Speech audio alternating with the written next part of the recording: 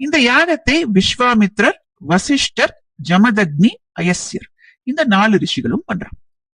பலி கொடுக்க வேண்டிய சமயம் வரும்போது இந்த ரிஷிகள் யாருக்குமே அந்த பையனை பலி கொடுக்க இஷ்டம் இல்லை. அவனை வெட்டுறதுக்கு அவளுக்கு மனசு வரல. அப்போ அஜிகர்த்தர் இன்னும் ஒரு 100 பைசா எக்ஸ்ட்ரா போட்டு கொடுத்துருங்கோ, நானே வெட்டிடுறேன் அப்படிங்கிறார். இந்த பையனை வெட்ட போகும் சமயம் சுனஷேபன் சில ஸ்லோகங்களை சொல்ல ஆரம்பிக்கிறான்.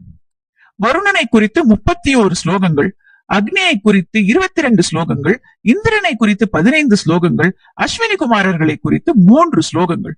இவன் ஒவ்வொரு ஸ்லோகமா சொல்ல சொல்ல அவனை கட்டி இருந்த கயிறு கொஞ்சம் கொஞ்சமா தளர்ந்து விழுறது. அதே சமயத்திலே ஹரிச்சந்திரனுடைய வயிறும் கொஞ்சம் கொஞ்சமா குறையிறது. சரியா கடைசி ஸ்லோகத்தை சொல்லும் போது சுனஷேபனுடைய எல்லா கயிறுகளும் அருந்து விழுந்தது.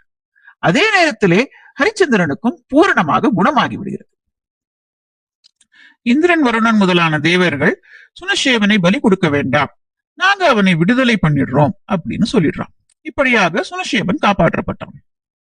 இப்போ ரிஷிகள் சுனஷேபன் கிட்ட, நீ எங்கள்ல ஒருத்தன் தான், வந்து மிச்ச யாகத்தை எங்களோடு சேர்ந்து பண்ணு அப்படின்னு சொல்றான். சுனஷேபனும் ரிஷிகளோட ரிஷியா உட்கார்ந்து மிச்ச யாகத்தை கம்ப்ளீட் பண்ணி கொடுத்தான். விஸ்வாமித்ரர் சுனஷேபன் கிட்ட, குழந்தை நீ பேசாம என் கூட வந்துரு, இனிமே என்னுடைய மகனா என் கூட இரு அப்படின்னு சொல்றான்.